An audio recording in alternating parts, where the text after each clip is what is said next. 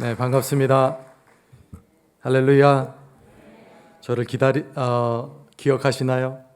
네, 맞습니다. 지난주에 왔었죠? 네, 이렇게 뵙게 돼서 너무 다시 반갑고요. 함께 하나님 나라를 나눌 수 있게 되어서 얼마나 기쁜지 모르겠습니다. 오늘 찬양이 얼마나 뜨거운지요. 제가 이렇게 또 막 찬양을 요즘 계속 하나님 앞에 나아가고 예배하는 일들이 많아지지만 또 이렇게 우리 순복음교회 이 찬양팀이 너무 파워풀한 것 같아요. 우리 그 찬양팀이 그 전문 찬양팀인가요? 우리 자매님이 그 리더신가요? 찬양 전문 사역자신가요? 아니에요. 저는 놀랐습니다. 저 시간 될 때 저한테 연락 한번 주시면 제가 네. 정말 하나님께서 기름 부으심이 막 차고 넘치는 것 같습니다. 계속적으로 이 교회 안에서 우리 젊은 사역자들이 또 젊은이들이 더 많이 나오길 바랍니다. 오늘 저녁에 목사님께서 잠깐 말씀해 주셨는데요. 우리 모두가 선교사다. 우리 영역 가운데 선교사다. 사실 제가 선교 강의를 할 때요. 먼저 빠뜨리지 아니하고 하는 강의가 있어요. 그 첫 번째 강의가 뭐냐면 우리가 일반적으로 생각하고 있는 오해라고 하는 것입니다. 오해는 뭐냐면 선교에 대한 오해예요. 그러니까 선교를 생각할 때 우리가 일반적으로 이렇게 정의합니다. 해외에서 아니면 타문화 가운데서 복음 전파하는 사역을 선교라고 이야기를 해요. 일반적으로 맞는 것 같아요. 저희도 교회 다닐 때 다 그렇게 이해하고 있습니다. 그래서 농촌 선교, 특수 선교 이야기를 하지만 일반적으로 그런 분들에게 선교사님이라고 하지 않아요. 그래서 아까 여러분들 선교사입니다라고 할 때 왠지 목사님이 따라서 하라고 하니까 네, 우리 성도님은 자매님은 형제님은 선교사입니다 하지만 정말 맞아? 라고 하는 의심의 생각으로 이야기를 하는 거예요. 왜냐하면 저희가 그동안 선교사라고 하는 것은 타문화, 해외에서 선교하시는, 복음 전파하시는 분들을 말하는 거기 때문에 그랬어요. 그런데 이 선교에 대해서 어원을 찾아보면 이 선교라고 하는, 영어로는 미션이죠. 미션의 어원을 찾아보면 라틴어에서 시작합니다. 이 라틴어의 미션의 어원은 뭐냐면 미시오라는 뜻입니다. 미시오, 단기시오가 아니라 미시오라고 하는 단어가 있는데요. 그것은 복음 전파 사역이 아니라 이 미시오라는 뜻은요, 보내다, 보내심을 받다라는 뜻이에요.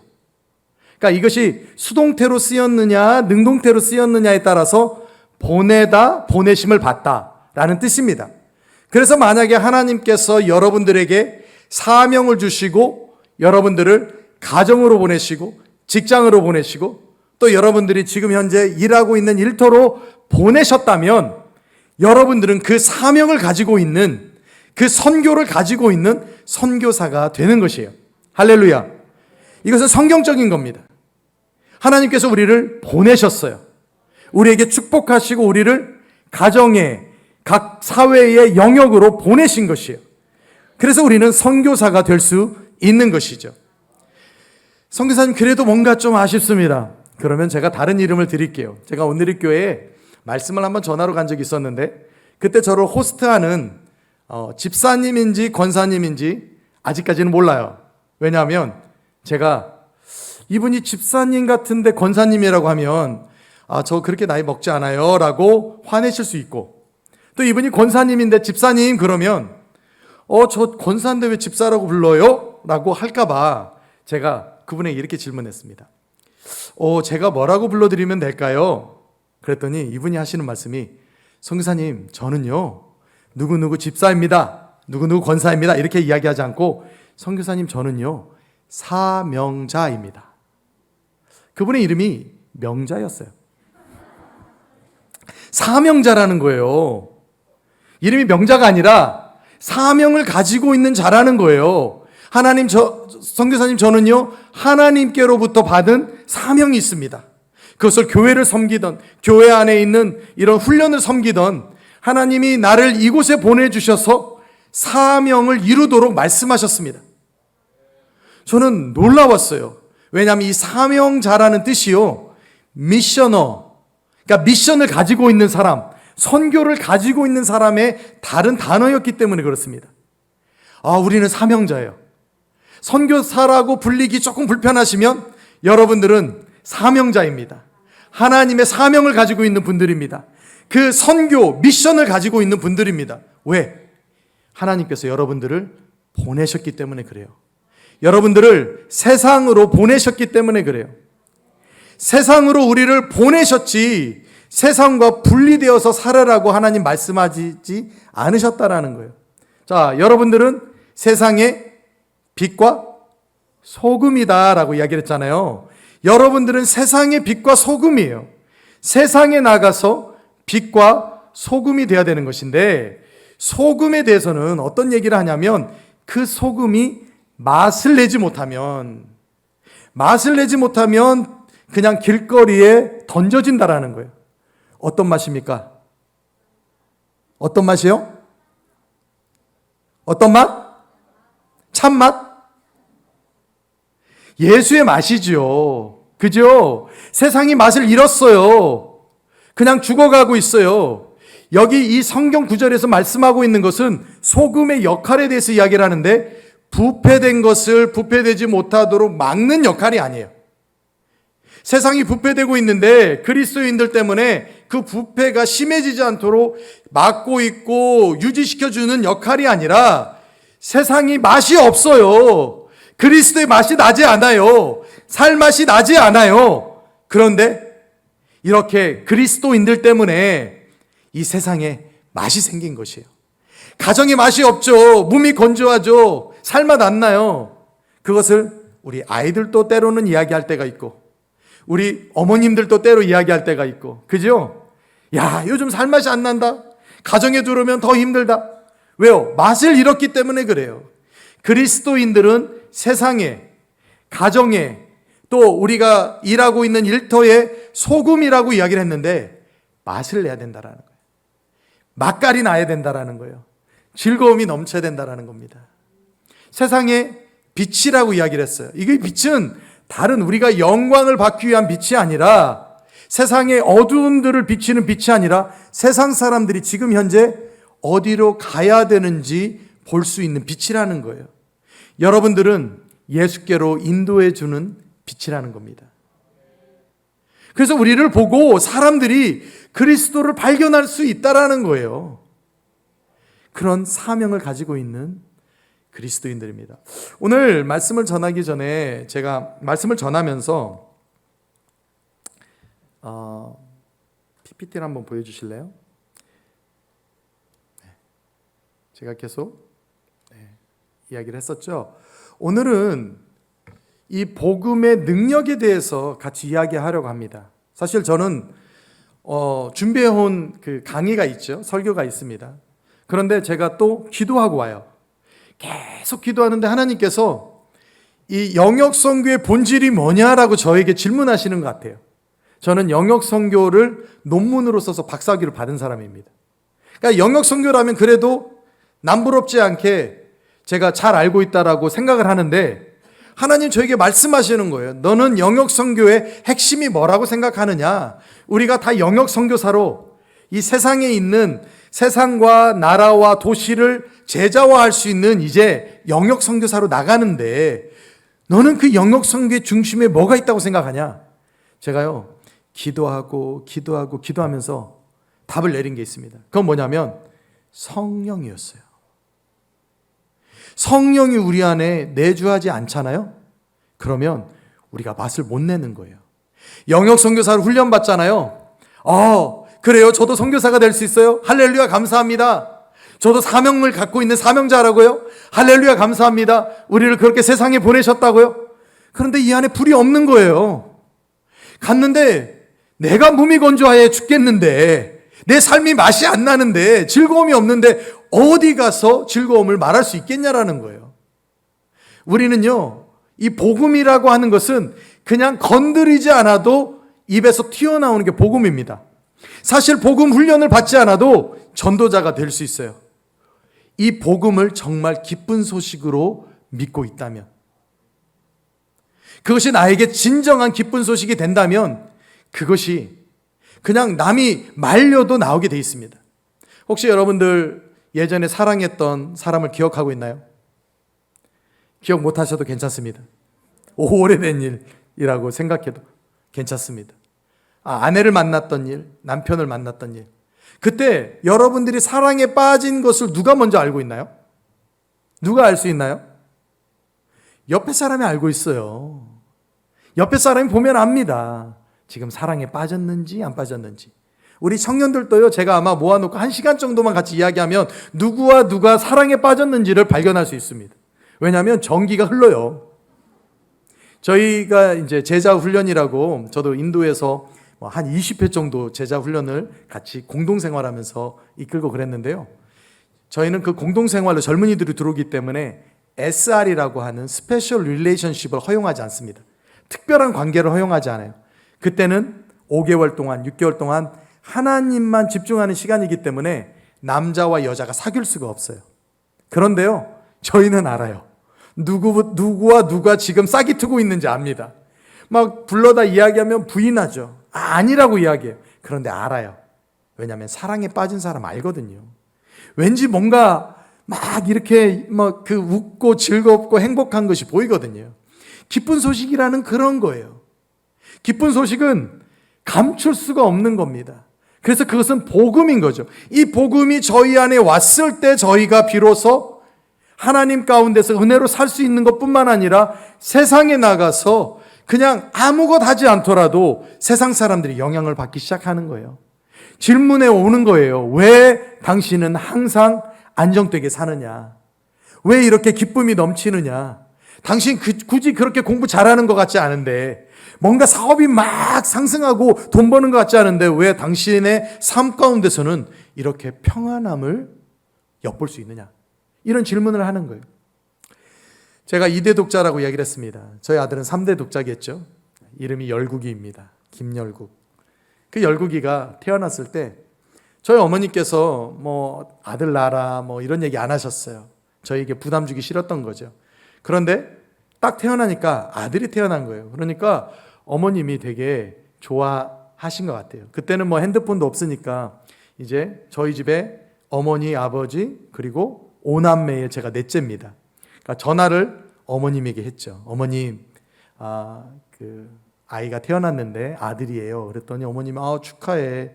그래요. 산모 괜찮아? 며느리 괜찮아? 그래. 한번 내가 병원으로 갈게. 이렇게 이야기가 됐어요. 저희 아내는 8남매의 막내입니다. 그러니까 또 위에서부터 이제 제가 보고를 드려야 되는 거예요. 형님 지금 아들이 태어났습니다. 축하해. 그리고 나서 어머니에게 전화하고 난 다음에 저희 큰 누님에게 전화를 했죠. 그랬더니 전화를 딱 받는 순간에 제가 여보세요 그랬더니 축하해. 아니 뭘 축하해요? 아들 낳았다며. 어떻게 알아요? 엄마가 전화했지. 그래요? 네네네 이야기하고 한번 봐 이렇게 하고 끝났어요. 둘째 형님에게 전화했습니다. 받자마자 축하해요. 뭘요? 아들 낳았다면서요? 네 어떻게 하셨어요? 형님이 전화하셨지. 그러니까 이 두 집안이요, 이게 기쁜 소식인 거예요. 계속 이야기를 주고받는 거예요. 그냥 가만히 있지 않고 둘째, 셋째, 넷째에게 다 전화하는 거예요. 왜? 기쁜 소식이니까. 성령이 우리 안에 오셨을 때 이것이 발산되지 않을 수 없는 거예요. 계속적으로 발산돼야 되는 것이죠. 한번 PPT 한번 보여주시겠습니까? 여러분들 보시면 이 PPT에 보면은 이런 장면이 나옵니다. 이 코카콜라 있죠? 스프라이트, 환타 있잖아요. 탄산음료가 있습니다. 이걸 막 흔들었다고 생각해 보세요. 탁 열을 때 어떻게 될까요? 팍 터지죠. 왜 터질까요? 그 안에 탄산수의 가스 압력이 있기 때문에 그래요. 그걸 견디지 못하는 거예요. 그러니까 우리가 움직이면은 건들기만 해도 이 좋은 소식이 툭툭 튀어나오는 거예요. 제가 제주도에 강의를 했는데요. 강의 가가지고 저를 픽업해 주신, 공항에서부터 픽업해 주신 리더분들이 있는데 밥 먹으러 가서 제주도에 맛있는 회국수 먹는데 예수님 얘기를 하고 있다니까요. 예수님이 어떻게 지금 현재 나의 삶을 지금 이끌고 가고 계시는지, 예수 믿고 선교사 된 지 30년이 넘었는데도 계속 그 이야기를 하고 있어요. 왜? 지금 저의 화두는 그리스도시기 때문에, 내 삶 가운데 변화가 있는 것이 느껴지기 때문에 계속 이야기하는 거예요. 감출 수가 없는 거예요. 그러니까 복음 자체에는 자체적으로 능력이 있습니다. 그래서 여러분들이 영역 선교하러 간다고 할 때, 집에 갔을 때요, 오늘 참 감사합니다. 은혜 받았습니다. 좋습니다. 아멘입니다. 하고 갔는데 성령이 역사하지 않잖아요. 그러면 이 집안이 왜 그래? 라고 이야기를 하기 시작하는 거예요. 이 가정이 선교지로 보이지 아니하고 딱 갔을 때 지옥으로 보이는 겁니다. 그런데 지금 아들이 아직 안 왔네? 내가 기도해야지. 우리 아들, 내가 기도할 때 기도의 아들은 무너지지 않는다고 했는데 우리가 자녀를 위해서 기도해야 되겠다. 기도하고 남편을 위해서 기도하고 또 온 가족을 위해서 기도하고 아들 혹시 자고 있으면 딸 자고 있으면 살짝 가서 머리에 손 얹고 기도하고 하나님 나를 이 땅에 보내주셔서 감사합니다. 나를 사명자 삼아주셔서 감사합니다. 가정의 영역 선교사 삼아주셔서 감사합니다. 제가 오늘 목사님께 잠깐 그런 말씀 드렸어요. 지금 현재는요, 참 죄송하지만 어른들이 많이 계시잖아요. 저희 단체에도 선배님들 많이 있습니다. 그런데 저희 이 단체를 세운, 선교단체를 세우신 리더가 뭐라고 이야기하시냐면요, 여러분들은 다음 세대를 세우는 일에 헌신하시라고 이야기를 하는 거예요. 우리가 있는 곳이 양로원이 아니라는 거예요. 여기에서 다음 세대를 세우는 일을 여러분들도 다이나믹하게 할 수 있다는 거예요. 교회의 영역도 있거든요. 이 교회의 영역에 물론 목사님이 교회 영역에서 사역하시는 거죠. 하지만 우리가 직분을 가지고 왔을 때는 다음 세대를 세우는 거예요. 다음 세대가 죽으면 한국교회의 미래가 없습니다. 그러니까 다음 세대를 세워야 되는 거예요. 하나님 그 안에 저의 사명을 주세요. 그래서 주일학교에 들어가고 교사로 섬기고 왜 하필이면 저예요? 또 저는 교사 10년 했는데 또 하라고요? 가 아니라 제가 이 사명에 저를 보내신다면 제가 헌신하겠습니다. 제가 선교사의 눈으로 보겠습니다. 제가 사명자의 눈으로 우리 주일학교를 보고 중고등학교를 보고 사람을 세우는 일을 하겠습니다. 그 리더가요 85세가 넘으셨어요. 남편은요 87세, 로렌 커닝햄은 87세, 우리나라로 88세인데요. 저를 차를 태워주시면서 뭐라고 하시냐면 당신 생애에 아주 큰 비전이 있대요. 지금 88세 된 노인이 너희가 한 번도 듣지 못했던 비전이 있대요. 저는요 30년 동안 계속 그 비전 들었거든요. 무슨 비전입니까? 그랬더니 모든 사람에게 성경을 보급하는 일을 하고 싶다라는 거예요. 성경 보급할 수 있죠. 그랬더니 모든 구어로, 머더탕으로, 엄마 모국어로 완성된 성경을 모든 사람에게 보급하고 싶다고. 그래서 2030년에요. 이 세상에 있는 마지막 언어로 된 그 언어로 번역을 합니다. 구어로 번역을 해요. 오럴 바이블 트랜슬레이션이라고 합니다. 이 입으로 구전으로 할 수 있는.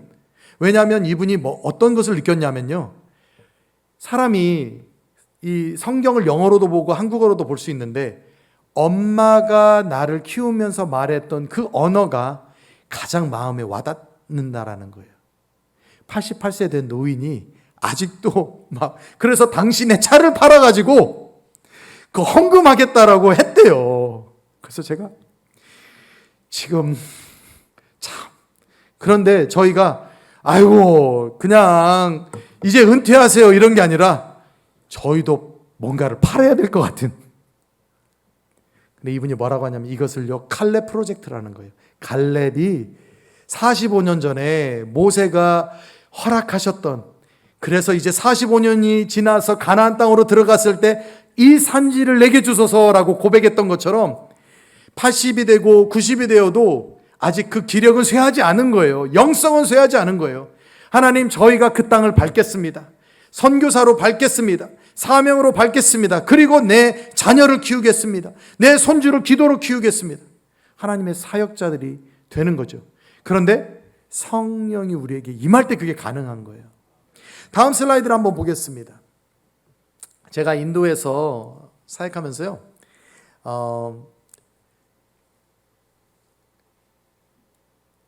한 장이 더 있는데, 네. 막 전도를 다녀요. 전도를 다니는데, 전도를 다니다 보면은 이제 언어가 안 통하는 데까지 와요. 교회도 없고, 그리고 예수 믿는 사람도 없는 지역에. 그럼 제가 물어보죠. 예수를 아십니까? 그러면 예수 이 동네 안 산다고 이야기해요. 옆 동네 가보라고 이야기를 합니다. 그래서 저희가 더 이상 할 수 있는 일이 없어서 영화 상영을 합니다. 그래서 이제 뭐 그러면은 그 영화, 예수 영화가 그 현지어로 더빙이 되어 있어요. 저희를 통역해 줬던 그 친구가 이제 개학이 돼서 이제 집으로 돌아가고 저희 영화 상영을 하는데요. 영화를 인도 사람들이 너무 좋아합니다. 그러니까 미국에 할리우드가 있으면 인도에는 볼리우드가 있어요. 그리고 세계에서 영화를 가장 많이 만드는 나라가 인도입니다. 주로 한 2시간 반에서 3시간짜리 영화를 보여주죠. 그리고 막 중간에 영화 막 할 때 막 휘파람 부르고 뭐 중간에 쉬는 시간도 있어요. 그럼 나가서 콜라 사 먹고 또 들어와서 영화 보고. 영화 내내 그 가는 중간에 그 출연진들이 나와서 중간에 또 춤을 춥니다. 한 3번에서 4번. 그러면 관중들도 같이 춤을 춰요. 그러니까 인도 사람들이 너무 영화를 좋아하니까 저희가 영화 보여주러 왔다 그러면 동네 방네 다 소문내고 다 사람들을 데리고 옵니다. 그럼 한 200~300명이 모여요. 그러면 저희는 어두워질 때까지 기다렸다가 영화를 보여줍니다. 영화를 보여주는데 그 영화가 다 더빙이 되어 있죠. 근데 영화 말미에 인도 현지 목사님이 영화상에서 등장해서 마지막 메시지를 전합니다. 그리고 예수님을 영접시켜요. 소위 알타콜이라는 걸 해요. 예수님 믿기로 원하시는 분 손을 들어주세요. 일어나 주세요.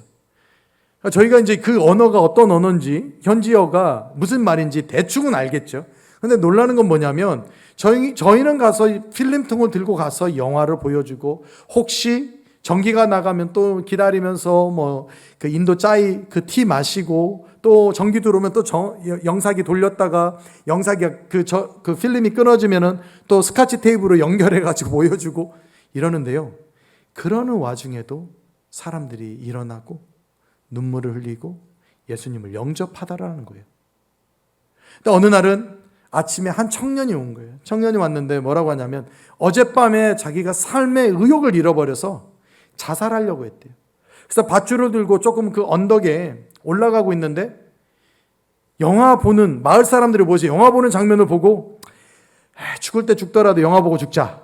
그래서 영화를 보기 시작했다라는 거예요. 그러니까 중간부터 보기 시작했죠. 그런데 영화 말미에 가룟 유다가 선생님을 팔고 괴로워서 목매달아 죽는 장면을 보면서 자기가 뭔가 잘못하고 있다라는 것을 생각하게 됐대요. 그러면서 저희한테 뭐라고 이야기를 하냐면 무슬림 친구였는데 내가 어떻게 하면 구원을 얻을 수 있겠느냐? 내가 어떻게 하면 구원을 받을 수 있겠냐라고 질문하는 거예요. 마치 2000년 전에 한 청년이 예수님에게 찾아와서 질문했던 것처럼 그 역사가 일어나고 있다라는 거예요. 성령님이 이 형제의 마음속에 녹화하고 있는 거죠. 너가 지금 잘못하고 있다라고, 지금 죄 짓고 있다라고 말하고 있는 거였어요. 그러니까 이 청년이 그렇게 고백한 거죠. 그래서 저희가 같이 기도하면서 예수님을 영접하는 일이 일어났습니다. 그러니까 복음의 역사는 강렬해요. 이걸 참을 수가 없는 거예요. 우리는 이 성령의 충만함으로 세상으로 나가야 되는 것이죠. 세상에 여러 가지 방법이 있고 전략이 있고 나가는 방법들이 있는데 이 전략을 알지 못하더라도 내가 성령에 충만하다면 나아가서 전도하게 돼 있다라는 거예요. 나가서 그런 하나님의 성품으로 살아갈 수 있다라는 겁니다. 우리는 총체적으로 회복을 기대합니다. 그래서 영적으로만 복음을 전하는 것이 아니라 영적, 육체적, 심리적, 정서적인 복음을 전하는 거예요. 하나님은 우리 영적인 하나님 맞으신가요? 여러분들 구원 받으셨나요? 아멘. 그죠? 여러분들 회복받고 계신가요? 아멘이죠. 육체적으로 회복받고 계십니까? 정서적으로도 회복받고 계십니까? 만약에 저희가 복음이라고 믿었는데 우울해요. 낙심이 돼요. 어떻게 할지 모르겠어요. 그러면요. 하나님은 우리 영혼을 구원해 주시는 하나님이지라고 치부하시면 안 돼요. 그러면 하나님을 너무 작게 만드신 거예요. 하나님은 우리의 아버지 되십니다. 할렐루야. 우리의 영적인 아버지뿐만 아니라 우리 육체, 정서, 그리고 우리의 심리, 관계를 회복하실 수 있는 부분이에요.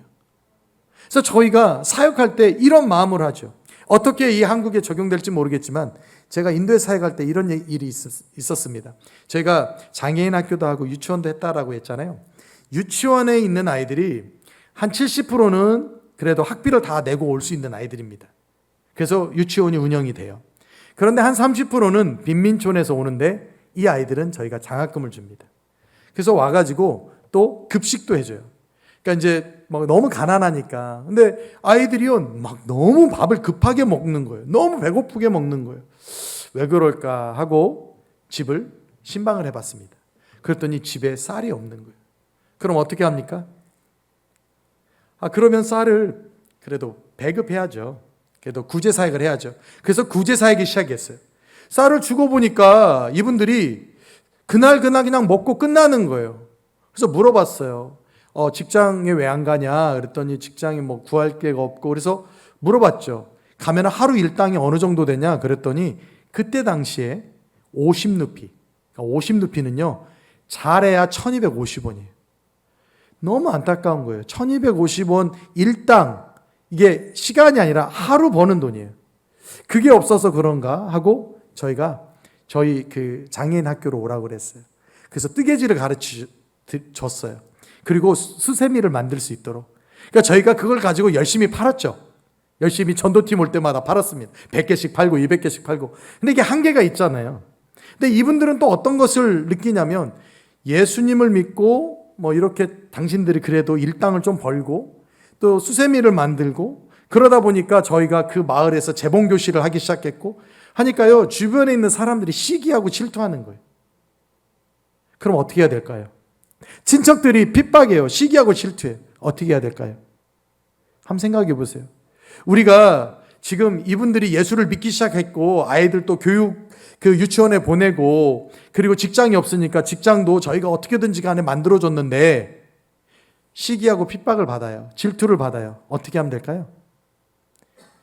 저희가 기도하면서 그 마을을 통째로 전도하기 시작했어요. 그리고 그 사람들도 다 이 재봉 클래스에 오게 했습니다. 그러니까 이 사역이 그냥 아이의 한 교육으로 복음 전파로 시작됐는데 그걸로 끝나는 게 아니라 가족으로 확장됐다라는 거예요. 그러다가 그냥 수세미 하나 만들기 시작했는데 나중엔 재봉교실이 되고 사업을 해야 되는 그 수준까지 갔다라는 겁니다. 복음은요, 그냥 기도해 줄게가 아니에요. 기도해 주는데 하나님이 너의 가정을 회복하기를 원해. 필요한 게 뭐야? 지금 상담이 필요해? 기도가 필요해? 또 도움이 필요해? 함께 그 필요를 채워주는 것. 그래서 하나님의 성품을 소유한 자들, 그러니까 성령 충만해지잖아요. 성령 충만은 오늘 밤으로도 충만해질 수 있습니다. 아멘입니까? 그런데 성령의 열매와 성품을 갖는 것은 시간이 걸려요. 계속적으로 성령 충만함으로 살아갈 때 그 안에 열매가 맺혀지는 거죠. 제가 인도에 가보면 굉장히 많은 귀신들을 만납니다. 귀신 들린 사람들을 만나는 거예요. 그런데 어떤 귀신은요, 오자마자 쫓겨나가는 귀신이 있어요. 그러니까 이 사람에게 들어온 지 얼마 안 된 귀신이에요. 들어와가지고 자리 잡고 있는데 지금 예수의 영이 막 오니까 막 쫓겨나가는 거예요. 그런데 어떤 귀신들은요, 거기에서 벌써 침대도 사고 냉장고도 사고 세탁기도 사고 그냥 집안을 꾸려가지고 살고 있는 거예요. 그 사람은 자기의 약한 점을 드러낼 수가 없으니까 귀신의 힘을 빌려서 살아가는 거예요. 그러니까 그 사람의 성품이 귀신의 성품이 되는 거예요. 근데 저는요, 이걸 보면서 두 가지가 똑같다고 생각을 했습니다. 성령에 취한 사람과 귀신 들린 사람, 성령의 열매를 맞는 사람과 귀신에 완전히 쩌들어 사는 사람, 이런 귀신은요, 내쫓기 참 어렵습니다. 이렇게 성령의 열매를 맺고 있는 분들은요, 그냥 쉽게 무너지지 않아요. 성령 충만한 것을 한번 느낀 분은요, 금방 쏟을 수 있어요. 하지만 성령의 열매를 맺고 있는 분들은 계속적으로 그 성령의 열매가 지속되는 겁니다. 근데 성령은요, 우리의 삶을 바꿉니다. 그래서 개인의 삶도 계속적으로 확장시켜 주시는 거죠. 저의 사랑하는 동역자가 있습니다. 저희 제자인데요, 시므온입니다. 아내는 앞바퀴죠. 뒷바퀴가 아닙니다.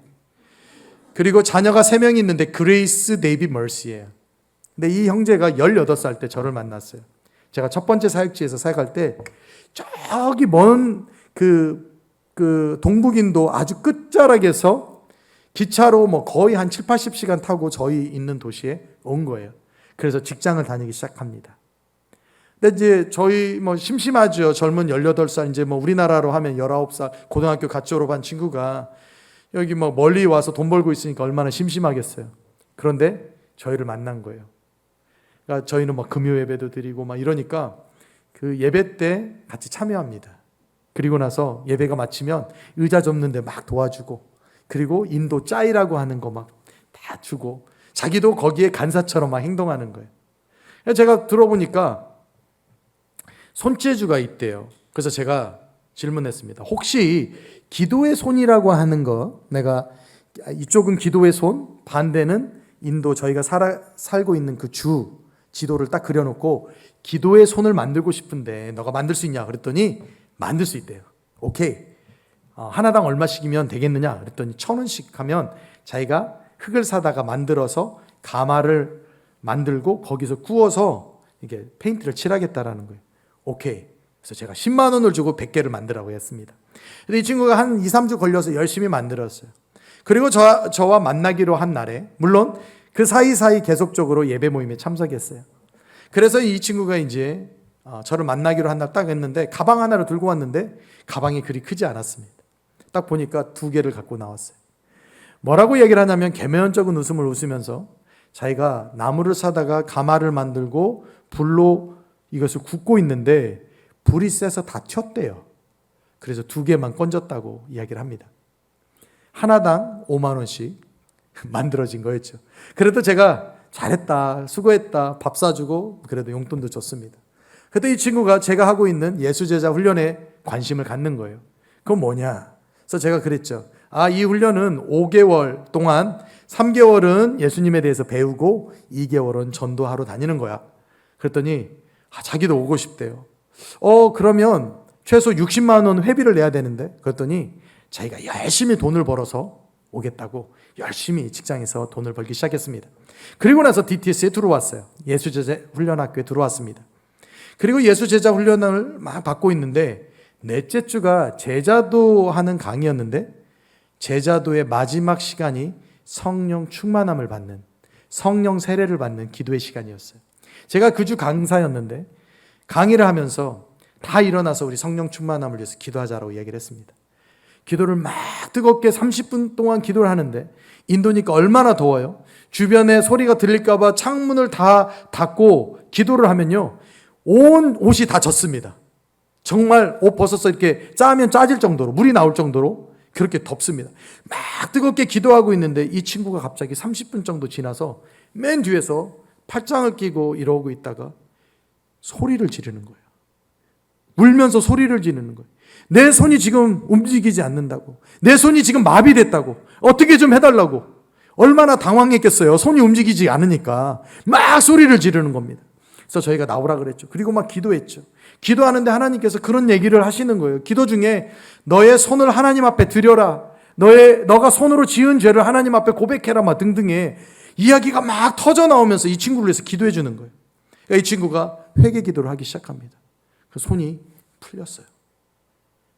그리고 나서 자기 삶을 헌신했죠. 나중에 간증하는데 뭐라고 간증하냐면 자기가 저희가 살았던 지역에 다녔던 직장이 우상을 만드는 직장이었어요. 인도에는 12억 3천만 명이 있는데 우상이 3억 3천 개예요. 그러니까 거의 3사람, 4사람당 하나씩 우상을 갖고 있는 거죠. 인도에서 가장 힘이 센 신이 시바신입니다. 벌써 힘이 세게 생겼잖아요. 이름도 무섭게 생겼잖아요. 그죠? 그 다음에 코끼리 신도 있고 원숭이 신도 있고 별의별 신이 다 있습니다. 근데 이 친구는 막 거기에서 일했는데 여기 예수제자 훈련학교에 들어가고 싶다고 하니까 회비가 60만 원이라고 하니까요, 열심히 우상을 더 만들어서 돈을 모아서 온 친구예요. 그러니 이 손으로 우상을 만들고 있었는데 이렇게 팔짱 끼고 있으니까 성령이 들어갈 턱이 있나요? 제 얘기입니다. 성령이 여기서 걸려가지고 안 들어가셨던 것 같아요. 못 들어가셨던 것 같아요. 이 친구가 하나님 앞에 자기 삶을 헌신하고, 제가 그 예수 제자 훈련을 마지막으로 개척을 나가는데 개척을 따라오고 싶다라는 거예요. 그래서 제가 이야기했죠. 이 학교 졸업하면 따라올 수 있다. 일단 열심히 전도행 가서 우수한 성적으로 졸업하고 제가 개척을 나갈 때 따라왔습니다. 나중에 같이 개척을 하는데 뭐라고 얘기를 하냐면 자기는 예배 인도자가 되고 싶대요. 그래서 제가 질문했죠. 기타 칠 수 있냐? 못 친대요. 생각하지 마라. 그랬더니 기타 배우면 된대요. 그러니까 손재주가 있으니까 기타를 막 열심히 배우는 거예요. 같이 예배 개척했으니까 잘해야 뭐 6, 7명밖에 없잖아요. 그러니까 이 친구가 예배를 막 인도를 하는데 저희는 이 친구 코드가 C 코드에서 D 코드 이렇게 막 바뀌잖아요. 바뀔 때 저희도 같이 찬양하다 멈춰요. 그럼 바뀌면 그 다음 곡을 따라서 합니다. 다 같이 하는 거예요. 이 친구의 기타 실력이 늘어나면 늘어날수록 저희 예배에 끊어짐이 없이 계속적으로 지속됐던 거예요. 그랬더니 예배 인도자가 되고 싶다고 예배 학교를 보내달라는 거예요. 예배 학교 보냈죠. 말씀을 공부하고 싶다고 말씀 훈련을 시켜달라는 거예요. 보냈죠. 결혼을 하고 싶다고, 그래서 제가 그거는 내가 어떻게 할 수 없으니까 네가 여인을 구해와라. 그랬더니 저희 베이스에서 함께 사역하던 그 아파키를 만나게 된 거죠. 제 인생에 처음으로 주례를 했던 가정이 이 가정입니다. 그러면서 제가 이야기했죠. 너는 평생 뒷바퀴가 되라. 너는 앞서가지 마라. 아내를 잘 섬겨라. 근데요, 나중에는 교회를 개척하고 싶대요. 그래서 또 저희가 같이 기도하면서 기쁨의 교회를 개척하게 됐습니다. 그러니까 한 사람이 성령을 받는 것으로 끝나지 않아요.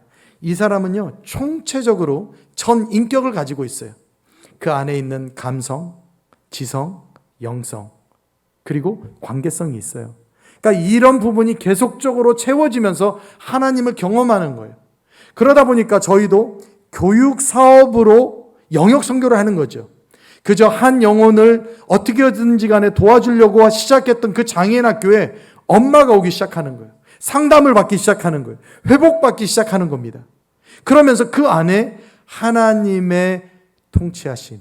첫날 들으셨죠?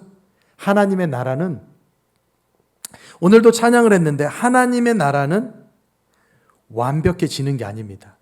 하나님의 나라는 벌써 완벽하게 이루어져 있고 이것이 우리에게 오면 올수록 그 하나님의 통치하심, 왕으로서의 다스리심이 우리 개인의 삶과 가정과 사회에 넘쳐나면 넘쳐날수록, 우리 사역지에도 하나님의 통치하심이 넘쳐나면 넘쳐날수록 하나님의 나라가 되는 거예요. 할렐루야. 그러면 성령께서 우리에게 오셔야 되는데 우리는 어떻게 해야 되냐? 그렇잖아요. 그런데 이 성령이, 우리가 하나님 앞에 뭔가를 막 열심히 한다고 해서 성령이 오시는 게 아니에요. 우리가 뭔가를 막 노력한다고 해서 우리가 거룩해지는 게 아니에요. 구약시대에 보면 성막이라는 것이 있습니다. 그렇죠? 그래서 사람들이 양을 잡고 소를 잡고 하나님 앞에 제사를 드릴 때 그들이 거룩해진다라고, 죄사함을 받는다라고 믿었어요. 물론 이것은 하나님의 말씀이셨죠. 하지만 그것은 어찌 보면 장차 오실 예수님의 상징을 이야기하고 있는 거예요. 어린 양으로 오시는 예수님, 어톤먼트라고 이야기하는데 한 번에 모든 죄사함을 이루신 그 제사를 위해서 우리의 노력은 아무것도 소용이 없다라는 것을 보여주기 위해서 그렇게 해본 거예요. 그런데 구약에도 거룩해지는 때가 있었습니다. 언제인 줄 아세요? 그 성막에 하나님의 임재가 임할 때, 그들은요 그냥 그 자체적으로 거룩해진 것이에요. 홀리 플레이스가 된 것이에요. 그러면 우리는 영역 선교사가 되기 위해서 훈련받아야죠. 어떻게 전략으로 나가야 되는지 배워야죠. 세미나를 열어야죠. 그런데 그것의 시작점은 뭐냐면 성령이 내 안에 내주하시느냐, 성령이 내 안에서 역사하시면서 나의 온 삶을 바꿔가고 내가 거하는 곳마다, 그것이 가정이든 직장이든 만나는 사람마다 친구든지 간에 그것이 드러나는 거예요. 그 안에서 성령의 역사가 드러나는 겁니다. 자연스럽게 드러나는 거예요. 그냥 자연스럽게 흘러가는 것입니다. 할렐루야. 이때 우리가 감사한 고백이 나와야 되는 거예요. 신학이나 성교학에 관심 있는 분들은 이런 책 한 번씩 보셨을 거예요. 교회란 무엇인가? 그리고 그 교회란 무엇인가의 책에 의해서, 영향에 의해서 쓰여진 선교적 교회라는 게 있습니다. 그러니까 선교적 교회라는 뜻은요, 선교를 많이 하는 교회가 아니에요. 선교사를 많이 파송한 교회를 선교적 교회라고 하지 않습니다. 선교를 제가 어떻게 정의했죠? 선교라는 단어를 무슨 뜻이라고요? 보내다, 보내심을 받다 그랬잖아요. 보내심을 받은 것을 선교라고 하는데, 선교적 교회라는 것은요, 교회가 후방에 있으면서 사람들을 보내는 것이 아니라 교회 자체가 하나님으로부터 보내심을 받았다라는 거예요. 세상 안으로 보내심을 받았다라는 거예요. 그러면 저희는요, 문을 더 열어놔야죠. 세상 사람들이 들어올 수 있도록 문을 더 열어놓고 우리도 세상을 향해서 나가야 된다라는 거예요. 계속적으로 바운더리를, 그 경계선을 지키고 울타리를 쓰면서 우리에게 등록된 사람만 올 수 있지 않고 그냥 자연스럽게 교회에 와서 당신들의 여러 가지를 할 수가 있겠죠. 꼭 기도운동이나 말씀 공부를 하지 않더라도 이곳에서 장터가 될 수 있는 거예요. 서로 이야기할 수 있는 대화의 장이 일어날 수 있는 거예요. 카페 안에서 커피를 마실 수 있는 거예요. 이 지역의 가난하고 소외된 자들을 돌보는 것이 교회라는 거예요. 교회가 세상으로 보내심을 받았다라는 거예요. 후방에 있으면서 성도님들을 보내고 또 지치면 오세요. 빨리 오세요. 또 와가지고 계속적으로 도와드리고 쉴 수 있도록 다 치유해드리고 다시 보내는 게 아니라 교회 자체가, 이 공동체 자체가 세상으로 나갔다라는 겁니다. 저희는 이런 세상에서 살고 있어요. 성령께서 우리에게 임하실 때 말하지 않아도 말하게 돼 있고 누가 시키지 않아도 세상으로 나가게 돼 있어요. 그냥 자기의 삶을 계속적으로 나누고 싶어요. 견딜 수가 없어요. 주님이 일하시는 것을 말할 수밖에 없는 거예요. 제가 이번에 리더들을 만나면서 한 사건을 경험했습니다. 어떤 사건을 경험했냐면요, 하나님이 젊은이들을 쓰기 시작하는 거예요. 어린아이들을, 청소년들을. 그래서 이 청소년들의 캠프를 청소년들이 이끕니다. 동의하세요? 그래도 되나? 그죠? 우리 청소년 아이들이, 고등부 아이들이, 청년부 아이들이 전도하고 데리고 와서 캠프를 여는 거예요. 그리고 나서 주변에 있는 다른 분들은 도와줍니다. 청소년들이 리드할 수 있도록 도와주는 거예요. 그래서 집회를 열었는데 수백 명의 청소년들이 왔는데 거기에서 한 아이가요, 태어나면서부터 목소리를 잃은 아이가 있어요. 그 비디오를 보여줬다니까요. 비디오를 보여줬는데 목소리가 어떤 목소리였냐면 안녕하세요, 반갑습니다, 이런 목소리였어요. 그러면서 자기의 나이가 17살인데 지난 17년 동안 그랬던 거죠. 그런데 그때 하나님의 치유를 경험한 거예요. 그래서 그 모임을 인도하고 있었던 청소년이 막 기도하고 있었는데, 청소년 리더가 기도하고 있었는데 친구가 온 거예요. 찾아온 거예요. 그리고 나서 뭐라고 이야기하냐면, 야, 지금 이상한 일이 일어났어.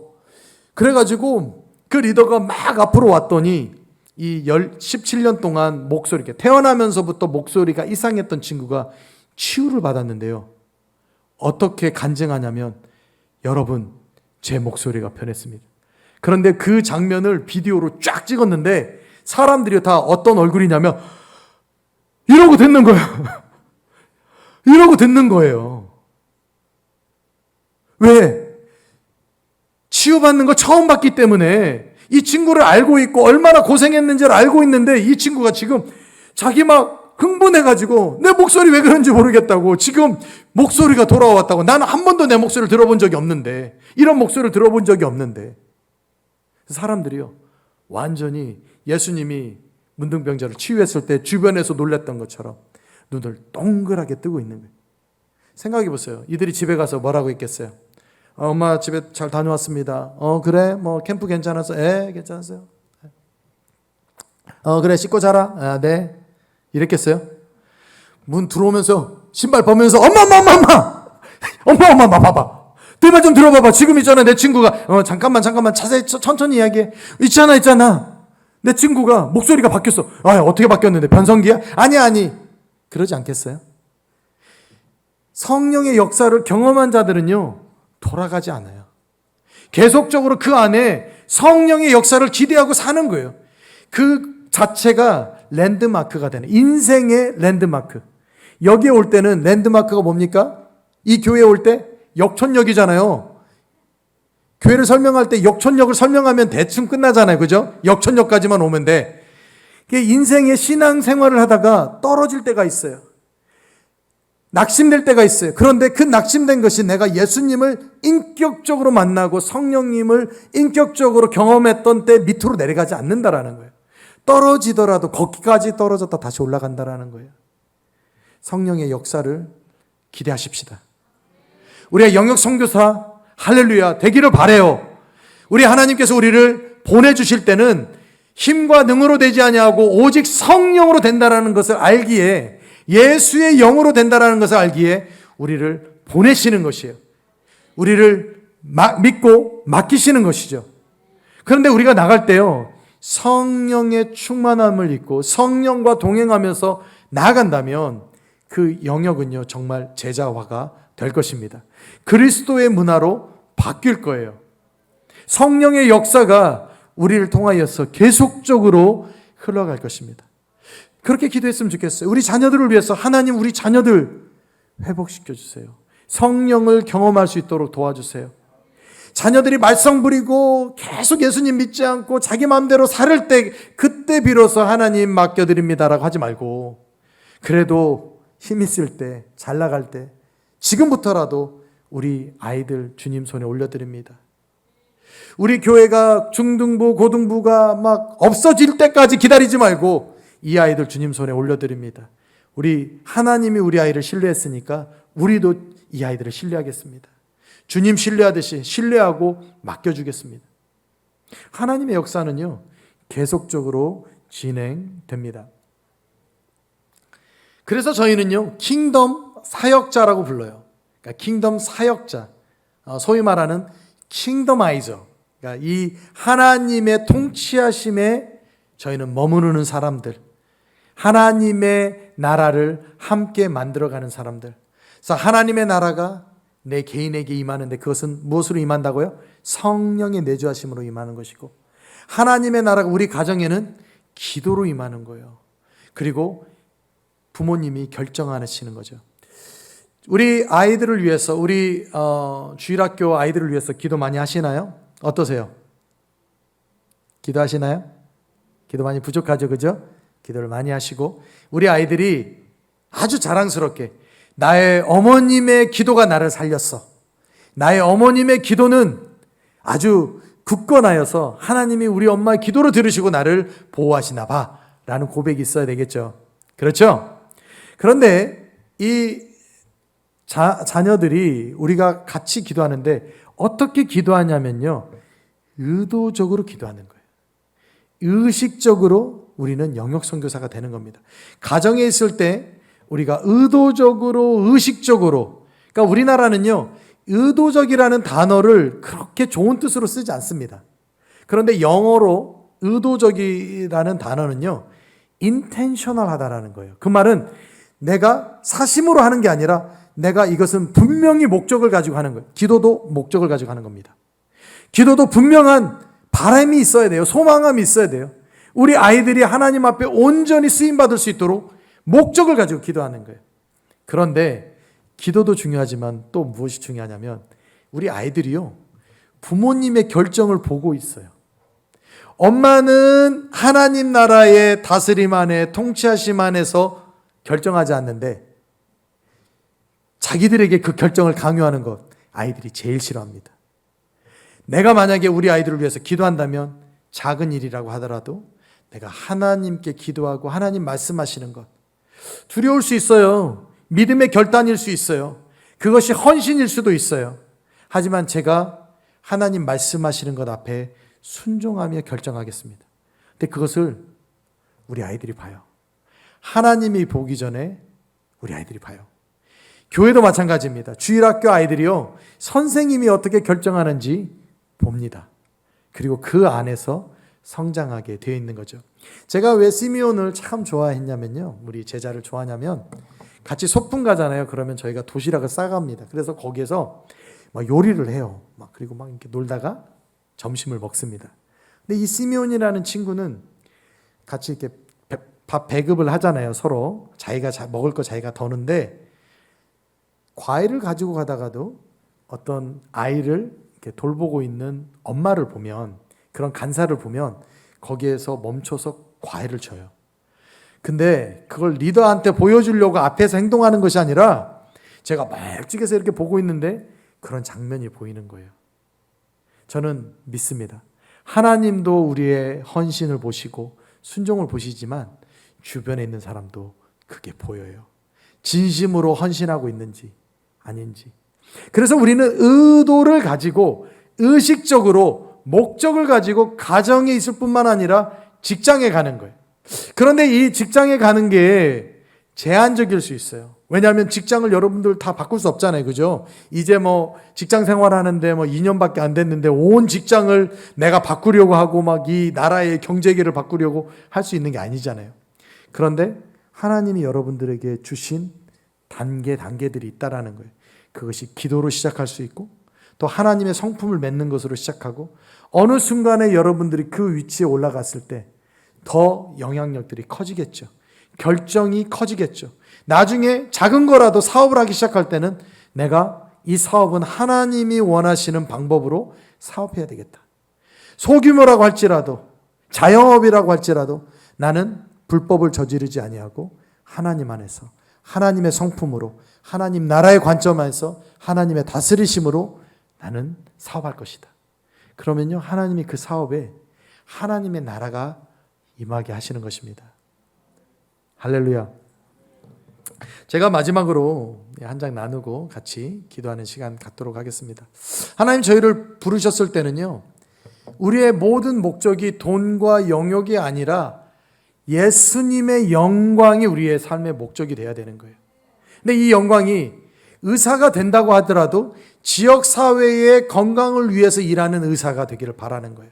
그러니까 돈과 영역이 아닌 나의 명예가 아닌 지역사회의 건강을 위해서 의사가 되는 것이고 변호사가 되더라도 돈 벌려고 변호사 되는 것이 아니라 사회 정의를 위해서 일하는 변호사, 그리고 기술자가 되더라도 파괴와 자연학과 싸우는 기술자가 되는 거죠.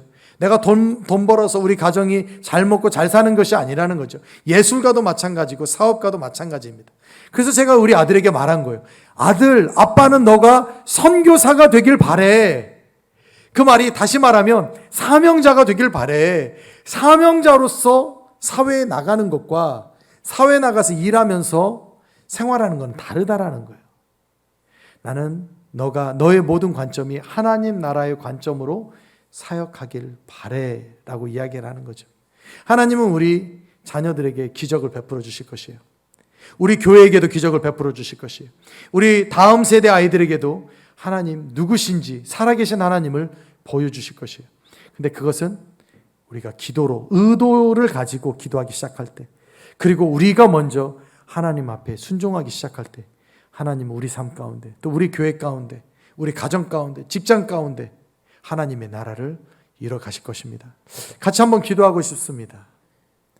이 저녁에 제가 다른 것보다는 이 성령 충만함, 성령 내주하심을 위해서 먼저 기도했으면 좋겠습니다. 성령이 우리에게 임하시면요 누가 시키지 않아도 영역 선교사가 되는 거예요. 사명이 생기는 거예요. 내가 해야 될 일이 바로 이해가 되는 겁니다. 저는 아버지께 복음을 전하고 싶었어요. 오랫동안 그것이 저에게 수건 사업이었습니다. 아버지는 교회 다니시는 분이셨어요. 하지만 인격적으로 예수님을 만나지 못하셨던 분이죠. 제가 아버지 팔순되는 그때에 아버지에게 복음을 전했습니다. 그런데요 저는 복음 전할 때 이렇게 생각했어요. 하나님 나에게 그런 기회를 주세요. 어떤 날에 내가 아버지하고 같이 맛있는 식사를 하고 차를 마시면서 복음을 전하게 해주세요. 그런데요 제가 예상했던 것과 다르게 흘러갔어요. 아버지 팔순이 끝나고 온 가족이 모여서 이야기할 때, 대화 나눌 때, 이제 점심 먹자고 다 일어날 때 성령님은 제 마음속에 이렇게 말씀하셨어요. 지금 아버지에게 복음을 전해라. 성령님 지금 때가 아니에요. 지금은 식사하러 가는 때인데 지금 말고 다른 때, 분위기 괜찮을 때 할게요. 성령님 저에게 말씀하셨어요. 지금 복음을 전해라. 그래서 제가 말했죠. 지금 다 한번 앉아주실래요? 아버지도 당황하고 모든 우리 누님들, 매형들 다 당황했어요. 그때 제가 아버지에게 이렇게 이야기합니다. 아버지, 만약에 아버지가 이 생애를 마쳐야 된다면 아버지가 믿고 있는 예수님으로 인해서 하늘나라 갈 수 있습니까? 정말 아버지는 인격적으로 예수님을 영접한 때가 있습니까? 아버지가 그렇게 말씀하시죠. 처음에는 농담처럼 받아들이셨어요. 내 아들이 목사인데 나 하늘나라 갈 수 있지 않을까? 내 딸이 권사인데 갈 수 있지 않을까? 성령님께서 강하게 말씀하시는 거예요. 다시 한번 아버지께 말씀드렸습니다. 아버지가 개인적으로 인격적으로 믿고 있는 하나님, 그 하나님 예수 그리스도, 그 예수 그리스도로 인하여 하늘나라 갈 수 있습니까? 그때 아버지가 뭐라 말씀하셨냐면요, 내가 너희들처럼 예수 믿고 하늘나라 가고 싶다.